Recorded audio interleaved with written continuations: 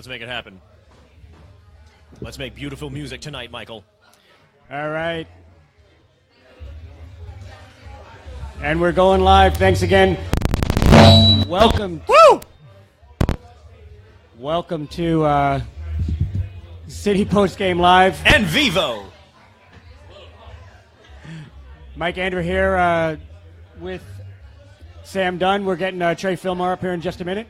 Good evening, Michael. But we're here to talk about the NYCFC versus Houston game. So we hope to have you guys chime in. We're on Facebook Live. Check out the stream. Yes, indeed. Send in your questions. Please try to stump us. You'll realize how relatively easy that is. We're out here at St. Patrick's, if you will, West 46th Street in Manhattan. You may know it as Moneymaking Manhattan. And we witnessed what turned out to be not the best game overall in so many ways for the boys in blue. A 3-1 result for the Houston Dynamo at the Desert Diamond Cup in Arizona. I'm here. Trey's here. Sorry, I'm left you solo. It's Trey Fillmore from the Blue Balls Podcast, everybody. I'm so excited. Hey, what up? We're here. We have a crowd of millions. You can't see them yet. I assure you, hundreds of people showed up. They're all standing right in front of us. It's excited to talk about this game. It's a silent majority. They're just not silent. I'm going to tweet people so we can get more people watching, so we can get more questions. Yeah. No, that's exactly what we want. There we go. First question for me. First question, Mike. How many guys on the field were trying to earn their spot tonight? How many guys were trying to earn their spot? Take it. I look at this a couple of ways, and one guy that stands out to me, and not perhaps in the way that we would want, is someone that's been getting some hype perhaps a little bit too fast, and that's a teenager by the name of James Sands, a man who, for his economy of play, as a guy who Patrick Vieira said had the mind of a 30-year-old in the last couple of weeks, finally looked like he was trying to do a little bit too much. The nerves started to get to him a bit. And Trey, I'm interested to hear what you thought about James Sands tonight. This was the first time that the guy that seemed wise beyond his years kind of fell back to earth. Not his best performance tonight. Look, as a 16-year-old playing on a field with legends of the game, you have to be impressed with his vision, and he really does have an extremely impressive vision, and his decision-making is so fast. I mean, he was really knew where he wanted to put the ball before he got it, and that's something you can't teach, and that was really awesome. As a player on the field, he was absolutely horrific. I mean, it was really embarrassing. Let's call it for what it is. This was not a star turn for the man who is a junior in high school right now. He had 3 turnovers in the first 20 minutes that led to scoring chances, and I think like 7+ throughout the game, especially at the end. I mean, they took him out just out of mercy, I think. I mean, they wanted to see how long he could play. He's never gotten a full game against real adults, human Real beings. adults, only fake ones. So it was interesting to see what he could do. Now, his with all the praise he's been getting, I think he's been making some turnover, a lot more turnovers than people wanted to. We're being told to look at the camera.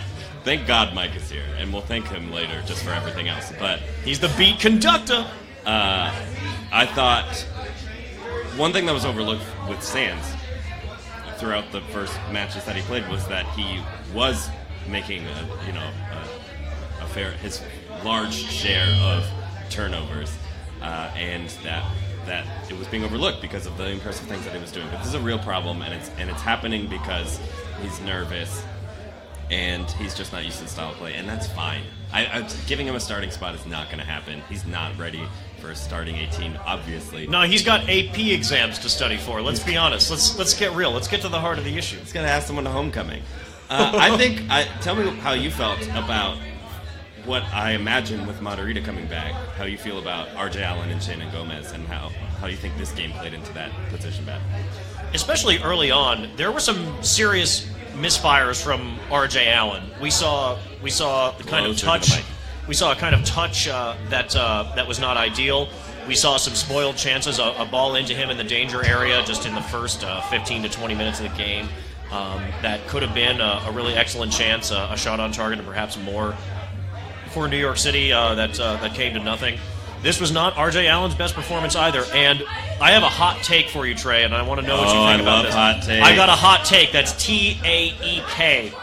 R.J. Allen noticed the relatively strong performances of late from Shannon Gomez, his fellow fullback, and feeling the footsteps behind him started to slip up just a little bit in terms of his performance today. What did you make of it? That's not a hot take at all. I mean, he was not good.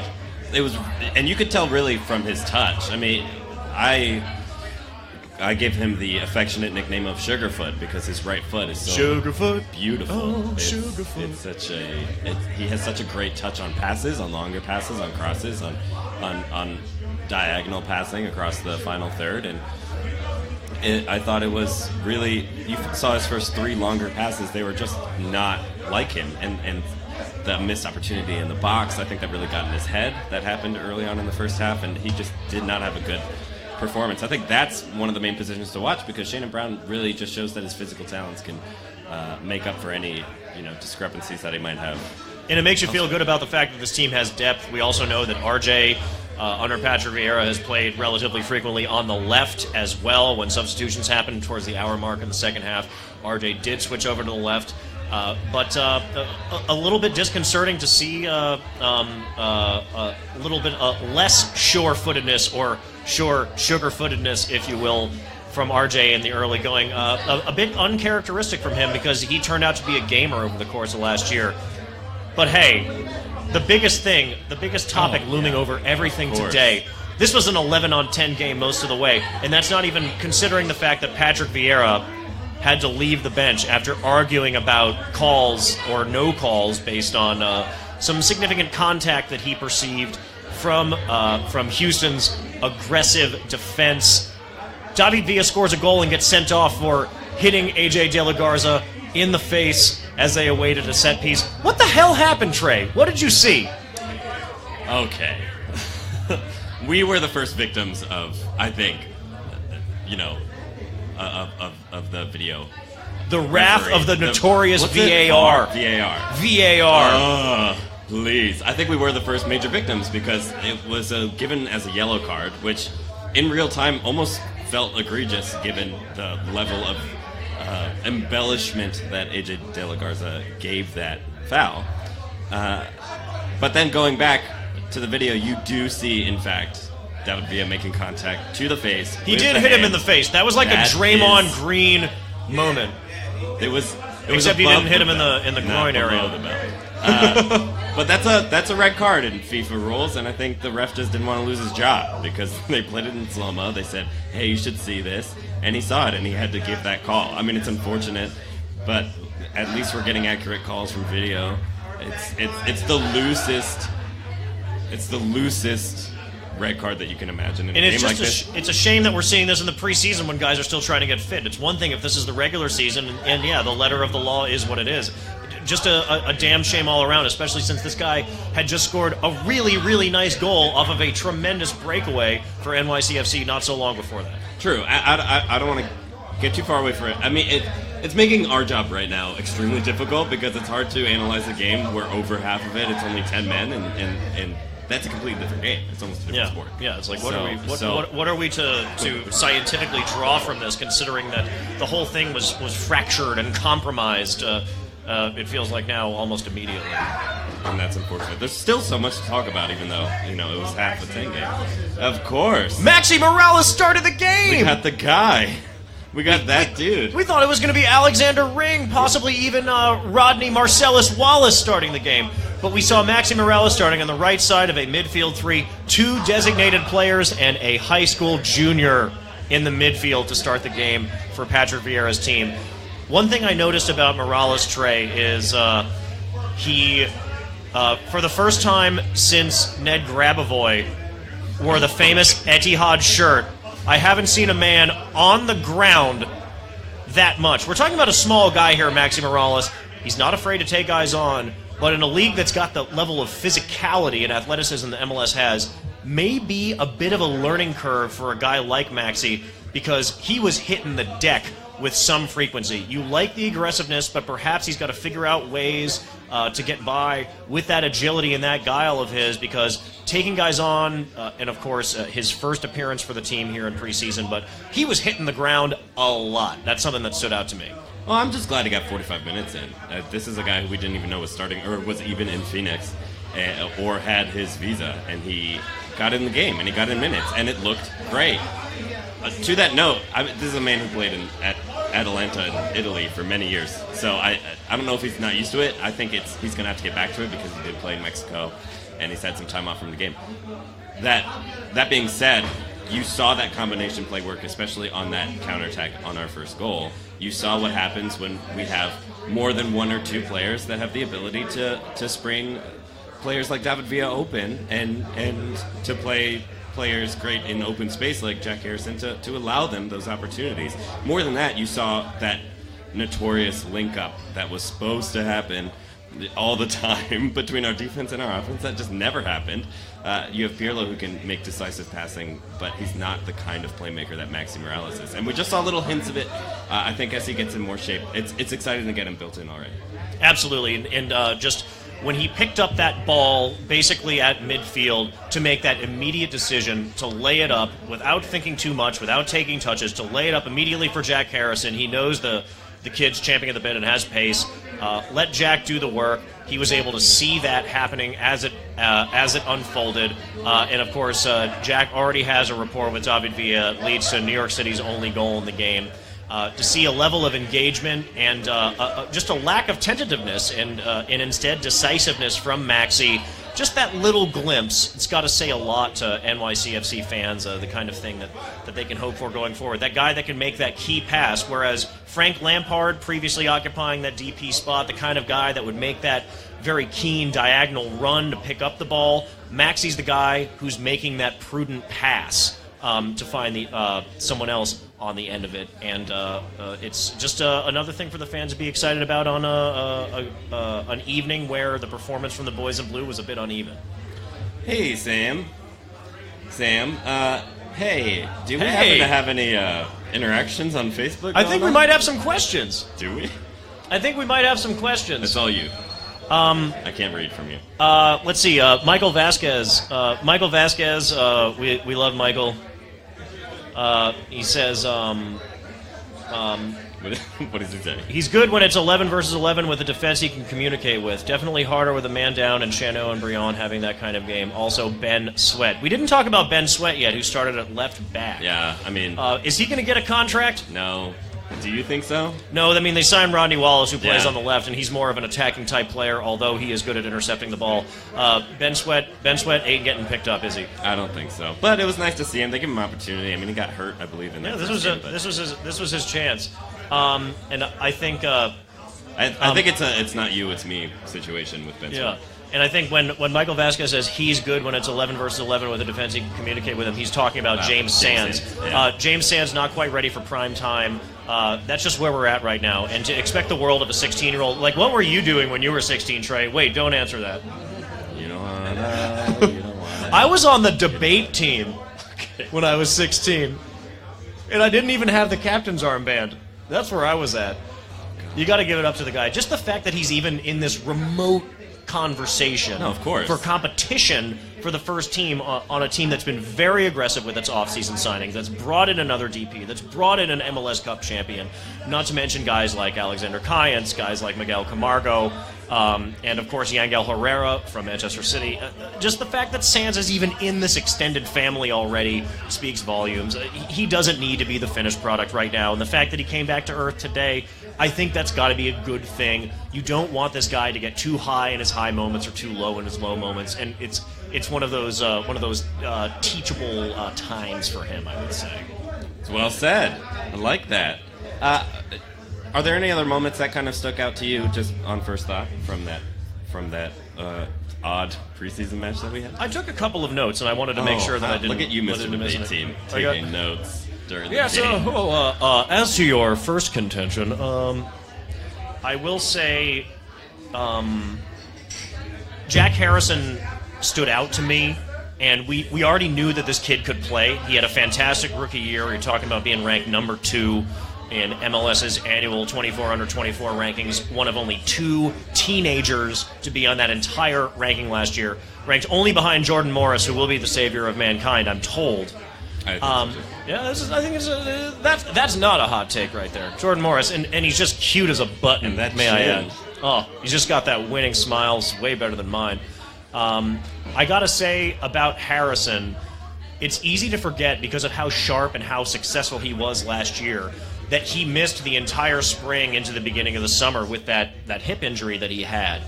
Getting an entire preseason. He didn't even have a preseason last year. Having an entire preseason this year, being a guy that Patrick Vieira and Claudio Reyna took to the super draft to be that guy who's one of the first to shake hands with the Jonathan Lewises, with the Kwame Awuas of the world. We have only begun to see the kinds of things that Jack Harrison is going to be able to do, and of course, helping to lead that breakaway that led to New York City's only goal today. I couldn't be more excited about what we have yet to see from Jack, who of course is only now 20 years old. To see him, I mean, he looked like he was ready to go right now, ready to start the season right now, when so many guys on this team, fit as they may be, seemed disjointed, discombobulated in this way or that way. I can't wait to see Jack get out there because he's ready to go. Jack. You know who I've been impressed with that flew under the... Mike's trying to tell me something. I was going to ask you a question. Ask me a question. Do you think, I thought Pirlo played more free, knowing that he had younger midfielders around him, as opposed to when he had Areola covering him on the defensive side? Get that sense? More free. I think there was a lot of Never open repeat the space. question for people that can't. Oh, yes. Mike asked that he thought, I mean, it was more an observation. He thought that Pirlo looked like he played a little more free, is the word that Mike used, because he was playing with younger midfielders as opposed to older ones. And I think, yeah, I mean, you definitely saw that, and you can attribute that to he felt he needed to take more on his shoulders. He was magical. I think some of his passing, I mean, he made multiple, more than you can count on one hand, passes that were just pinpoint, long distance passes that flew right into the pockets. You know, vintage Pirlo, and that was very good to see in the preseason. And seeing him play extended minutes as well is also encouraging. A player that started in almost every game last year. So I think it's very exciting to see that he did. To your point, I think a lot of it was, yeah, knowing that Ben Sweat's back there. Ben Sweat is right behind him, and that James Sands is right next to him. But also that it was his first opportunity to make this. This was the first game that the team treated as almost a real kind of practice run for the season. You saw many starters. You saw our substitutions. We didn't substitute more than a small handful of guys until later in the game. It's not like those hockey line changes that we saw from Houston. So I think he's a player. He knows how to play. He can play. He just stepped up to the moment. I mean, it was encouraging. And being, to answer your point, actually, because it was a preseason game, players aren't going 100%. So there's a lot more open space, and he found more opportunities. Is really, I think, what it comes down to. What I appreciated is that he was able to begin to take advantage of a midfield pairing with Maxi Morales, who's a guy that is a boss on the ball, a guy that sees things happen before they happen, in a similar way to how Pirlo does. They take pleasure in setting the table for the guys in front of them, and I thought it was a bit of a curiosity when they announced the starting 11 for the game to see Tommy McNamara, who we know all the things that he can do, but what he does not possess is elite athleticism or pace, lining up in the wide position on the left wing in that front three. I would have guessed if you're going to play Morales and McNamara in the same formation, you put Morales out to maybe the right wing and you put McNamara in that tip of the midfield. They did the opposite. They put McNamara on the left wing. They put Morales at more of that number 10. We saw what they were able to do with that. No, you weren't stretching the field in the wide positions trying to get guys in behind. Obviously, Harrison can do that. McNamara not so much.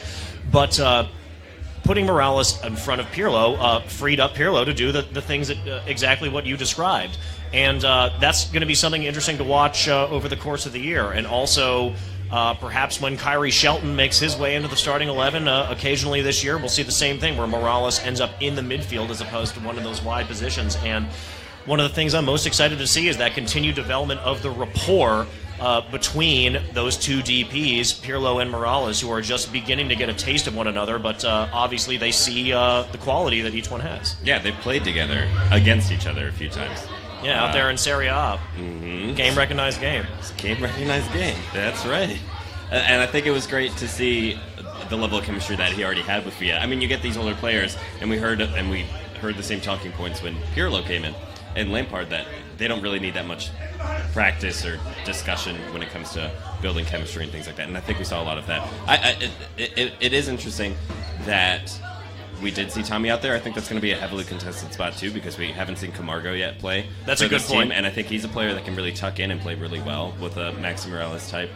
And we'll see what Wallace, I believe, is just going to be Matarrita insurance if he ends up leaving mid-season. When I saw that signing, I immediately assumed, because I'm like a doom and gloom person, it's just they're going to sell him in the summertime for $4 million, Matarrita. Yeah, we'll see. So I still do think it's going to be contested, especially with Kyrie Shelton still up there as well. I was just told by Mike, let's take some phone calls if we can. Let's do it. Are they going to be able to hear from the speaker? They're going to be. We're having some issues. They'll hear on the Facebook live feed. We'll hear it. You can hear them. You guys can. They'll hear the call. They will too? Yeah. This is amazing, people. All right. The person on the phone might not hear. They'd have to go to Facebook live to get your response. We got technology. We got the phone number. And keep leaving comments on Facebook too. The phone number is 646-493-1904. Call me maybe. Oh, that's a good 001 is the international. 001's international if you're watching from out there. 646-493-1904. It's going to pop up in my face. I'll press accept call. Borough Blues, what up? You. Truth. And we'll wait for someone to call. Meantime, we got a post from Tony Larson, who's here tonight. What up, Tony? He says Gomez greater than RJ. Is that a hot take, Tony? We did talk a little bit about that before. But this is the whole point is that this is an unanswered question right now. This is officially open for debate. There is a reason why, after missing basically half of all of last year, Shannon Gomez, who was on loan last season from his club in Trinidad, they purchased his contract. He's a full-time NYCFC player now. Vieira liked what he saw just from that relatively small sample. This is a real bit of competition right now. RJ looking a bit unsure of himself in space, looking a little bit out of whack with his teammates. Just one single friendly game after Gomez very much looked switched on when so many other players for New York City didn't in that match against the Red Bulls in the middle of last week. That's something that's worth discussing. I agree. I mean, I'm really excited. I didn't see much of Shannon Gomez in the preseason of the previous seasons, and I know he tore his ACL, but coming off of a bad ACL injury, you have a guy who's kind of a one-trick pony, but it's a great trick to have. His recovery speed is amazing. I mean, he's the fastest player on the field, and he's not going to be someone that we're going to depend on for his passing ability or scoring ability, because we have Matarrita on the other side, and we have all these playmakers in the midfield. So I'm excited from what I saw. I think RJ's definitely a better all-around player, and he, as we talked about on good days, has a very good ability to pass the ball. But Mr. Chris Choi says on Facebook, Gomez is definitely faster, but RJ Sugarfoot is just too good. It's just too good. It's really disappointing that he had a bad game, because he really can be one of the better passers in the league when he's on his game. Hey, crowd here. Hey, what up? Let's do a Shannon Gomez, RJ Allen. Right now, turn me up. Am I not close enough? Hey, what's up, man? How are you? Yo. Oh, that's not good. Okay, how are we now? Can you hear me now? Yeah. Hey. Let's do a count of the hundreds of people here. Right fullback, baby. Right fullback. If starting day was tomorrow, raise your hand if you think that Shannon Gomez would be the better after this game. And what about RJ Sugarfoot Allen? We got one guy. Okay. 1.5 people prefer RJ Allen over Shannon. I'm not surprised. Shannon Gomez trending right now. No, it depends. Seriously, though, think about it. RJ Allen last year Crowd shot. consistently proved it. He was awesome. RJ Allen consistently brilliant. But right now, this is next year. Shannon Gomez. Oh, we're giving a mic to the audience. We're giving you guys a microphone. I love this, by the way. All right. So state your case. We just heard you stating your case for right fullback. What you got, man? So first of all, say your name. My name is Danny Chediak. Hi, guys. Nice to meet you. State your piece. My case is right now based on what we saw today, but you also have to take into account last season. Last season, RJ Allen consistently was just there for us. He pulled us out from the backfield. He made a lot of great saves, like being there, stepping up for the defense when we needed him to, but he also provided a lot on the offense. He did provide those a lot of crosses. Like, everybody was pissed off today when that first cross in the beginning of the game was like nowhere. It's because, no, we expect RJ Allen to be able to do that kind of thing, versus now, he was nowhere to be found. So after, like, based on last year RJ, put him in. Based on tonight RJ, keep him off. Keep Shannon Gomez on. What do you like about Shannon Gomez? Did you see how fast he was? It's like, see how sure he was of his steps and his movement? Looked a lot better than RJ Allen did, at least tonight, for that. I feel good about that. We have To that point, I think Vieira is a guy who really values players that can step up into these moments, and players that earn. Step up or not today? Yeah, he stepped up. Yeah, so he stepped up. He stepped up. I'm with you. Yeah, too. so- If we're talking about trying to predict Patrick Vieira's mind, it's difficult. That's the reason RJ Allen got the job, right? Exactly. You had RJ Allen, who looked like the worst player we've ever seen in our lifetimes against the Red Bulls in his first career start, and now he's a player that consistently started for a team that came in second place in the Eastern Conference. So you keep that into account, but then as you said, and I completely agree, you got to play the hot hand, especially in the beginning of the season where we're going to have really weird chemistry issues to begin with. So, No, and I absolutely agree, because at the end of the day, you're balancing history versus the most recent history. You have a guy who's consistently there for your team for 2, if not 2 years, right? RJ Allen was a rock. Today sucked, but at the same time, you value the most recent history than you do 2 years of history, because today was today. You saw that today. You think that tomorrow, based on today's playing, that he's going to play as good as that? I would rather play the hot hand, and that's why you play the hot hand, because that guy showed up today when he was on the field. What's the case for RJ Allen? Simple. He's a veteran, and then you just can't sit there and say just based upon preseason is nice, but when was RJ Allen positioned? One of those he may start. He may be on the bench. No, I mean, it's good to see Gomez playing well. That's good because we can create some depth there for the back line. But it's still RJ Allen's position to lose. So, he had an off game today. He's had a up and down preseason. But remember, this is just a preseason, and unless there's something really dramatic, I can't see Vieira not starting RJ Allen out there. I mean, Shannon's doing great. And that's good, but he hasn't really sat there. He hasn't really made the case where, oh my God, we really got to put Shannon Gomez out there because it's really upgrade over there. We can really do some things. No, it's good, but it's not great. You know what I mean? So you're saying maybe we should be careful not to overreact to just the new whatever the new hotness is. Yeah, yes, absolutely. And there's still 2 weeks left in the preseason. How many games we got left? The new season starts a week from tomorrow. Sam. Is it 2 weeks from tomorrow? Oh, I can't do math. You can't hear me? If I could do math, I wouldn't be a journalist. 2 weeks. Yeah. Real fake Sam done. We got another question. We got another question? Tell us your name, my friend. Jeffrey Pettyjohn. Thanks so much for coming out. We appreciate your question. Thank you guys for staying, too. I think we have a question right down here. Mike, what you got, man? Mike. I do? Oh, You can see Mike. yeah. I tweeted something. So, is Sean Johnson really an upgrade from Josh Saunders? Yay, goalkeeping questions. I love goalkeeping. Tell us what went into that question. Well, the theory behind Eric Johansson being a keeper in the playoffs was distribution. Sean Johnson doesn't have it. That's true. He does not. Sean Johnson didn't seem to explode in sort of running to the ball and stopping shots that goalie let in. not his fault, but still he was kind of slow in reacting. So I guess if you're going to sign if you're going to extend Saunders' contract and then trade him to bring in Johnson, like, I love talking where's about the upgrade? this. Where's the upgrade? I hate talking about this, but I also love talking about this. We So have let's morbid get to it. curiosity, though, Trey. Give it to us. So when it comes to signing Josh Saunders to a contract and an extension and then cutting him at the end of the season, he lost his job at the end of the season. This is a guy who started 32 out of 33 games and then had the job taken from him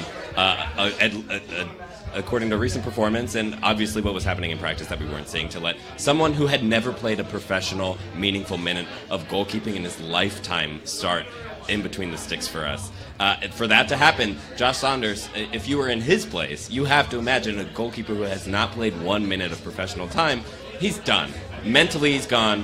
Goalkeeping is more than any other position in soccer about the mentality on the field. You can't be afraid. You can't feel like your job's in question.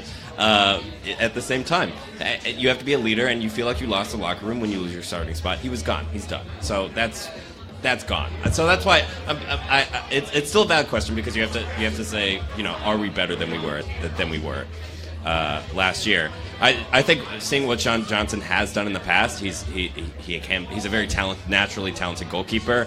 I think he can be a very strong leader back there once he starts building the trust of his defenders. And I think that it's just too small of a sample size. I mean, he did look a little slow tonight, but how many drinks have you had tonight? So I mean, he looked okay to me. You know who looked great is who I'm a huge fan of. I have a very unfamily-friendly name on my podcast for this man, but Andre Rawls, he is the man. I love him. I remember watching his college tape. He's a clutch performer. He beat one of the best teams in the country almost single-handedly with his performance, and he had like 13 saves against Washington when he was in college, and like stop penalties. It's just fun to watch this guy. He just really steps up, and you saw 2 beautiful saves from him tonight as well. So I like what's going on I think we have a lot of raw talent, young talent too, in between the sticks back there. So I think we're better off than we were with Josh Saunders. We got a couple questions from and comments from Twitter, Trey. Our friend Ethan Zombeck, he had a reaction to the question as to whether Sean Johnson is really an upgrade from Saunders. Obviously, we've talked about how each one of these guys has difficulty perhaps playing out from the back, like Patrick Vieira wants. It's something he insists on. 2 guys who, if they're at their best, are doing so as shot stoppers. Ethan says to the question, is Sean Johnson really an upgrade over Saunders? He says, quote, like 6 million times over. Ooh, 6 million. That's an interesting question. If you are talking about a goalkeeper that isn't necessarily comfortable with the ball at his feet, then would you not go with the one that's in his physical prime, the one that, let's say, isn't quite as set in his ways as Saunders was?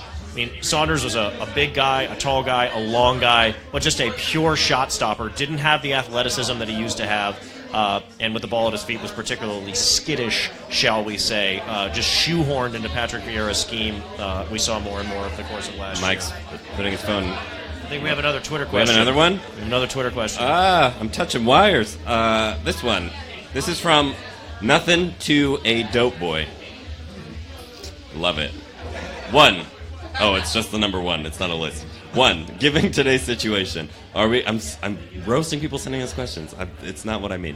Given today's situation, are we going to see more aggressive plays from Villa? He has gotten into altercations in the past. In my opinion, this is not different than what he's done, and he kind of hinted at it throughout the game when he was really getting in the face of the ref very often, which is kind of a mental game that he does. He really gets in the. It's a mental game with the referee to try to force the referee's attention on him almost constantly, and that, you get more fouls, you get penalties awarded because of it. This time it backfired, and it's just the way he plays the game. He's an aggressive guy. He's the captain. He's always been this guy. My favorite Villa moment was from last season when we were ahead. I think like that 5-1 game, and we were ahead against Colorado. Oh no! It was a closer game. It was a close. He didn't play that game because he was given a red card. He was. Who knew? There was a closer game. We were only up by 1, and the other team sent their goalkeeper up for a corner kick, and Ethan White, the ball bounced out. It was at the very last minute. Ethan White cleared the ball, whistle blew, and Villa was so mad. He was so upset because he's such a gamer. It doesn't matter that we were guaranteed to win at that moment. He said the goal's open. Shoot the ball on the opposite side of the field. Let's score one more. I think that was the Derby win against the Red Bulls when that happened. It was the Philly game. It was. Yeah. That was the one where Villa was up in Lampard's face. Philadelphia. Yeah. So that was it was Philly. That's the thing. If you like what Villa does when things are going well, you have to at least appreciate when he gets fired up as hell, because nobody works harder than this guy. You know, even in the darker moments, relatively. And thank goodness this was only a preseason game. But it's a preseason game. It comes as a package, and as somebody who takes these things so personally, who feels it in his damn bones, this is just the guy that he is. And at 35 years old, he ain't changing. So just to embrace it and realize that the same thing inside of him that makes him react in these adverse kinds of ways and in the more unfortunate situations, it's the same thing that allows him to be the MVP of the league. And it doesn't have to be more complicated than that. MVP. We have a Twitter question from Andrew Trushinsky. He says, will Sands make the roster? What do y'all think? Will Sands make the roster? Yes. That kid's getting signed. What would be the drawbacks? What would be the drawbacks? The hashtag is enter Sandman. I thought I'm more in the party of Darude Sandstorm. Is my. You guys share that. Yeah, this is. Let's. Mike's.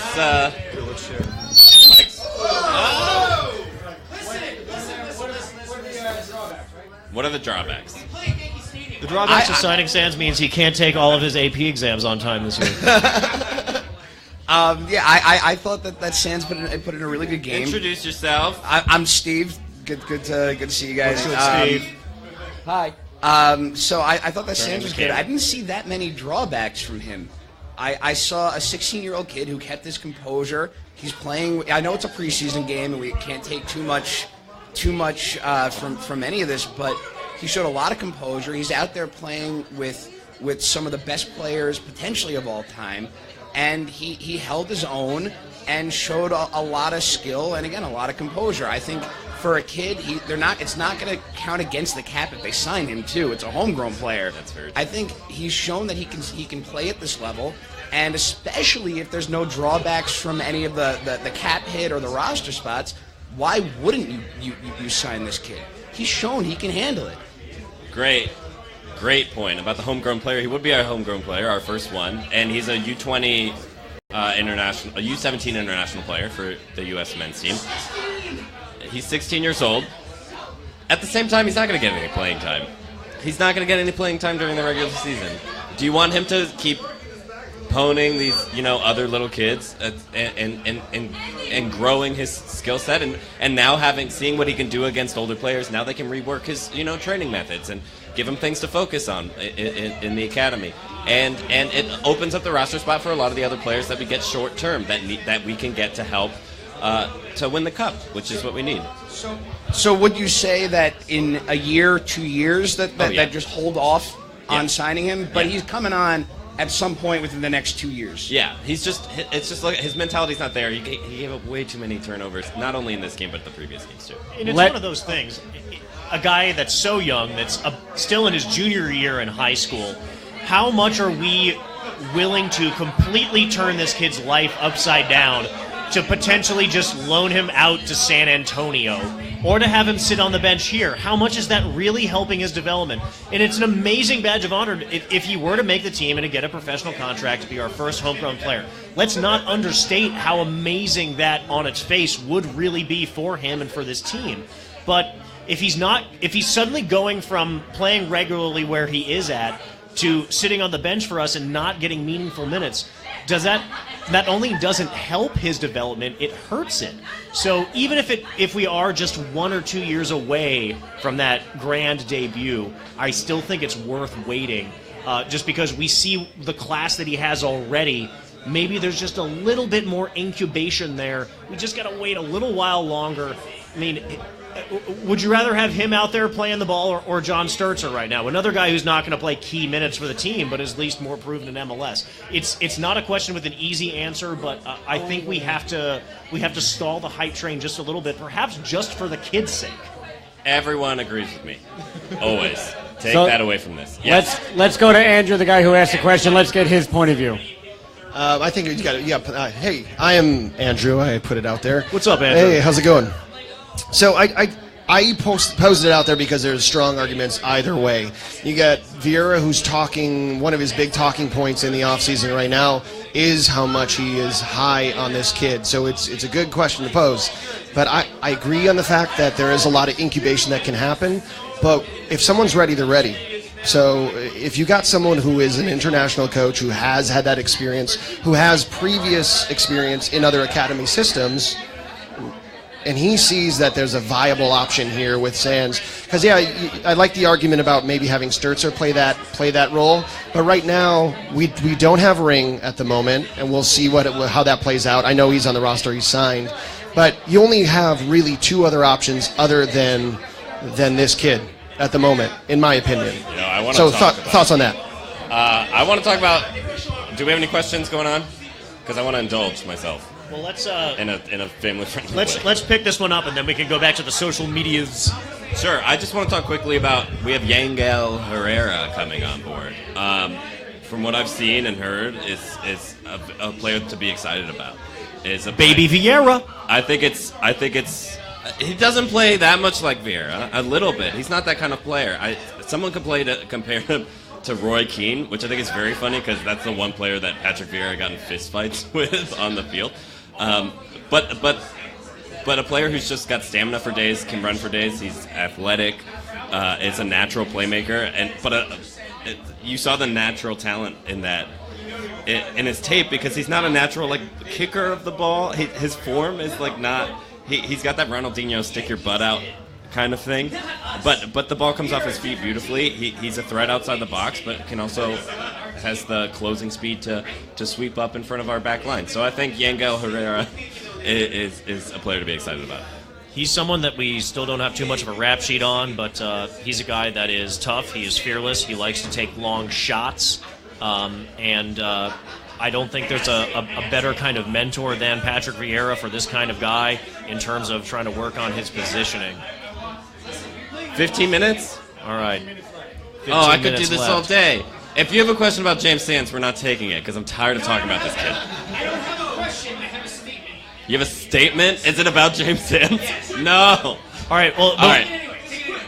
We'll repeat it back to the listeners. We do have. I want to get your reaction to this, my friend. We do have a message from Rob Joya on Facebook. He says, "Not sure what game those guys were watching. I was 20 feet from Sands. He was shook and beating himself up. He was also muscled off the ball several times." I thought it was obvious. He didn't have a good game. I can be in squarely on hashtag Team Sands and still agree with everything that Rob said. The guy needs to come back to earth. He's 16 years old. He's 16 years old. He's 16 years old. This is our number one most talkative fan. What's your name again, boss? My name is Danny. Danny. How many beers have you had tonight? 4, 5, maybe. All right. Do you want to know the real number? Or no, we're good. We're going to leave that there. We'll leave it alone. That's good. That's fine. Exactly. In all reality, he's 16 years old. As a 16-year-old, playing on the same field as David Villa, 2 World Cups. And, the whole treble thing where the actual treble, he went World Cup, Euros, World Cup. Think about that. Pirlo winning, basically being Pirlo as a 16-year-old. Do you think you can honestly stand on that field and be entirely comfortable and not be shooken away? So this is the I mean, the argument is as a 16-year-old he's great, but as a soccer player playing for NYCFC in the starting 11, he's not there yet, and that's fine. That's okay. That's fine. Welcome to the preseason. This is the entire point of the preseason, is to give those guys time. You see I think we're in agreement there. I'm so tired of talking about James Sands. Yes. You see, Alphonso Davies was getting minutes as a 15-year-old in Vancouver and looked a lot stronger, so I think you need time. We got another guy in the audience. Listen, I just have one thing I want to say, which is the whole point of me coming up here to say it. Is mostly because at some If point... you're not complimenting me. Yeah, at some point within the next year, or maybe 2 years, and that's relatively speaking Sands' career, I can't wait till he comes off the bench, and we're in Yankee Stadium. And the play Enter the Sandman. And then I'm ruining it. I'm going to start singing Enter Sandman when he comes off the bench, because... Think of the implications of singing Enter Sandman of a guy because Mariano Rivera. Yeah, exactly. Okay, that's what I want to see, and that's my dream Let's for be this clear. kid. He'll play for us for 2 years, and then he'll get sold 2 years. No, so but hey, I can still have a dream, can I not? Of course, we can all have Exactly. Have a good night, guys. dreams. Thanks, man. No, we appreciate it. I'll cry when the Yankees buy him. Oh, my God. Oh, I almost fell out of my chair. My Sands excitement is so much that I almost fell out of my chair. We got another question from the You gallery. almost knocked the whole table over. Hi, I'm Michael Allen, and I'm just asking a question. It's funny we're talking more about James Stanz and Max Morales, and I was wondering if you guys had talked about that yet.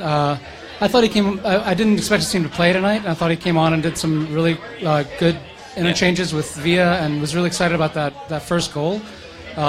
Just your thoughts on this guy and where he's coming from, what he's doing, like how he's going to incorporate the team. I thought he had I can't wait to see him and Villa and Harrison develop that chemistry they showed in that one goal-scoring play. So.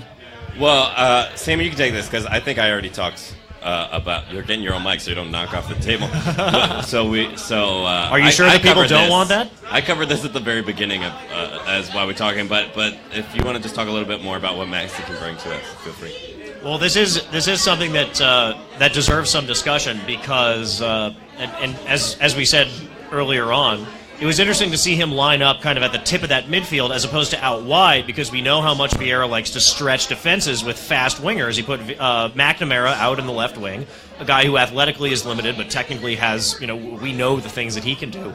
But Maxi is a guy that seemed to be in like Flint. He was he showed his vision. He showed his ability to play with Pirlo. He's already able to identify the guys that he can lay the ball off to and really trust to make that run, to make that additional touch. And this is only the beginning. To have a guy playing behind David Villa who kind of thinks in the same way and sees the game in the same way. Just this little glimpse that we got today, and he only played the first half, which makes sense. I mean, I'm with you, Michael. I didn't necessarily expect to see him much at all in this game. Maybe as a late sub, something like that. Just to the trust that someone who's so cerebral about the game as Patrick Vieira was able to show in him to roll him out there against a team in Houston that was playing a strong lineup for them and say, hey, let's show what you can do.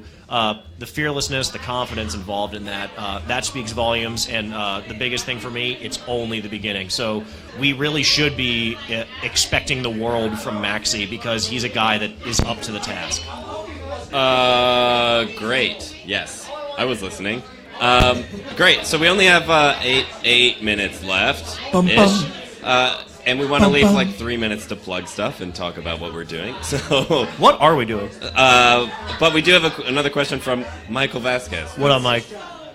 See, he's not here. There's too many mics. Come on, people. Get a cool name. Since Michael Vasquez, the other Mike V, since Maxi's not David Villa on Andrea Pirlo level of notoriety, will he not get the calls that Villa Pirlo almost expect to get?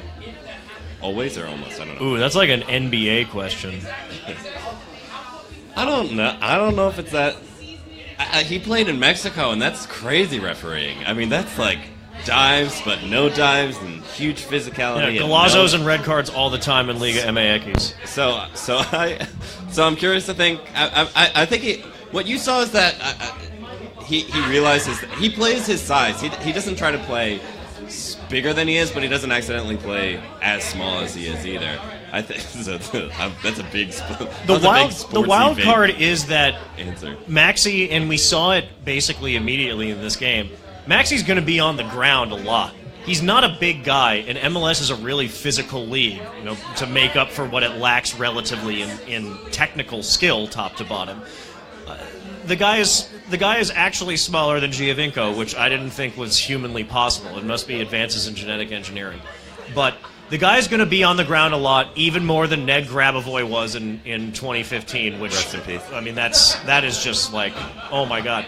Ned was horizontal all the damn time. I don't want to hear about his personal life, but the thing is, oh my goodness, is that he's on a chaise lounge. What you saw from this game is that Maxi's not a complainer, and he's a player that's just going to go out and play, and that's fine. He'll get as many calls as he deserves, and whatever. Like MLS refereeing is just so weird, anyways. Now we can review red cards, so who knows? We the more we know, the less we know. We now. don't have that much more time, so if you want to call in, we've gotten 0 phone calls. 646-493-1904. I love when that hotline bling. Mike. Via red card. On the via red card. Don't you think that means that every call has to be right? Like, if they pick that call. It's a precedent, right? It's a precedent. I think they have that side judge watching the 4 screens of all the televised angles that we have, which is a weird way of limiting our capabilities, but they'll make the call. If they see something in a replay that happens on TV, they can stop the play. They have the power to stop the play. This is precedent, I think. I mean, we've seen it used once or twice in the other preseason games, but this is the first red card call. I think it's gonna, we're talking about MLS being a physical league. This is gonna change the physicality of the league. You're gonna have players that aren't gonna play as physically because they know that if they try to do something dirty that they think the ref won't see, if it shows up on replay, it can get reviewed and they can get a red card. And I think that might even dramatically change the way that this game is played. If this rule had already been in place before LA Galaxy made their initial overtures to Nigel de Jong, who, as we know, is already out of the league, would a deal like that have even happened? Would they even have bothered to get an aggressive, studs-up type of guy like de Jong based on this current climate? And who else does that potentially close you off to, just as a rhetorical question, in terms of an aggressive tackling first style of play, based on the fact that this seems to be the brave new world that we're in now in MLS? I don't think de Jong's talented enough to overlook those things. Does not change, the fact that you're going to sign him over a rule change. I think it's just going to be a level of awareness that's going to be weird for the first few games of the season, but after that, the players are going to get used to it, and just, if anything, it'll keep the game a little cleaner. It sucks. It just sucks because it happened But to does us. it make the that's game why we don't better? feel good about it, is because it happened to WV and it ruined our game. Does it make the game better? Yeah, because you're going to see fights happen. I know that they're going to use it when fights happen. I mean, that's the thing. They're going to be able to watch the replay and see who actually punched who shoved who, did someone get punched or not. These are things that never get looked into, and players always get wrongly carded or not carded, or carded when they shouldn't when fights happen, and it really affects the game in a terrible way. So Mike's already, I don't have merch, but Mike's handing out merch to the guys that stuck around and talked to us. That's awesome. Thank you, guys. You got to reward the fans because y'all put up with us for all this time. Yeah, Hey! This is a preseason game, and you guys came out, and you guys are watching live, and you guys are not watching live. You're going to watch this later, and we like that too. You guys have been commenting. I'm sorry if we didn't get to enough questions. I had a good time. How about you, Sam? This has been fantastic. I'm like kind of hot and bothered right now, to be perfectly honest. I want to drink. I've not been drinking because I had to do this. We can fix that. I know. Conveniently, we're right next to a bar. By the way, we're going to do this more often with different hosts of all these different podcasts that we got going on. Yeah, luckily you won't have to deal with us all the time. Every single time. Sam, Real Fake Sam Dunn. What's your Twitter handle? Well, you buried the lead. It is actually at Real Fake Sam Dunn. That's DUNN on the Twitters. You can check us out at HudsonRiverBlue.com. We are part of the SB Nation Network covering New York City FC. We like it when you agree with us, but we really like it when you disagree. We love your questions, comments, and cheap shots. And basically, we only exist because of people like y'all who support the team. If it weren't for you, we wouldn't exist at all. We're looking forward to more hot shit over the course of this year. Watch your language. What do you got, Trey? What's your what are you going to ask me my stuff? Give us your info. I want the info, Trey. Thanks for asking. I'm at Trey Fillmore on Twitter, TREY. I am one half of Blue Balls NYCFC, the Blue Balls podcast. Jake Beck Nation. Jake Beck is not here, my other cohort in the Blue Balls podcast. He is literally celebrating Mardi Gras right now, and so that sucks. Jelly. But he'll be on the podcast in the future. I will be as well. Support Blue Balls, support Blue York 1, NYCFC Nation. Who else we got? NYCFC Nation podcast. Obviously, Dudes in City Blue. Radio. Support Dudes in Blue. Blue City Radio. Blue City Radio. The brainchild, Michael Anderer over We here. can't thank Mike enough for setting everything up. Michael, the beat setting conductor. all this up. We're going to... He set up this webcam so we can give him a shout-out. He's the man who serves up the through balls and the key passes. And again, this is just a preseason. We're going to do this during the regular season for all away matches at different bars. You got to follow us to find out where. Please. Yes, of course. This is so fun. Like, this is why we do it. And any feedback from them? If you guys have feedback about this, about bars you want to see us, how we're doing it, thumbs up. We can take it. It's not constructive, but we'll take it. And 2 minutes left. Oh. Sam, you want to come on my podcast sometime? I am happy to show up, Trey. Sweet. Happy to do it. Talk about disagreeing. Sam, I know Sam because he wrote a whole post about why Lampard should retire before. Did I say that he should retire? Before he came back and Oh no, scored 13 goals. I definitely talked greasy to him in what I wrote. I don't know if I necessarily said that he should retire. It might have been one of my wily colleagues. Sam Dunn guy. Oh yeah, we're not immune to hot takes. We got one last thing. Robert Hobson says, "What up, Rob? Which players do we see being cut after these first 3 games?" Ben Sweat. Ben Sweat. Don't sweat it. I think it's a consensus. That was pretty open and shut on Ben Sweat. I really liked, surprised not cut, Jaylen Brown. Has played his heart out all 3 of these games. You saw him get excited in time, which means that the coaching staff is obviously seeing that too. Awesome for a second-round pick to earn his way back. He's a guy who's always got to head for the goal. What up, Xavier Musketeers? Xavier, Dr. X. Yeah. Anyone else? Anyone else you see getting cut? I mean, what's his name? Watergate. What's his name? Wingate. He's gone. Wingate's not dope. He's never had a minute, so he got cut. De Graffenreich never got really He's cool. a look. He's a cool guy, though. One more minute. I feel like this whole thing's gonna explode in 1 minute. I think we're good. I think we're gonna. Folks, can we get a round of sound? Round of applause for St. Pat's for having us. West 46th Street, where you at? This is the Third Rail Bar now, isn't it? The new Third Rail Bar, so come down and watch games here. Third Rail Supporters Club. Thanks so much for having us. Thank you to the Third Rail. Awesome. Thank you guys for having us. This worked well live, I think. I think we will do this again. Preseason engagement, but it feels like mid-season form. I heard the "Come on, New York" chant like within the first couple minutes of the game. That was very special, folks. Thank you so much. Finger guns. Thank you guys so much. Have a nice night. Bye. Come on, New York! Oh, wow. Oh.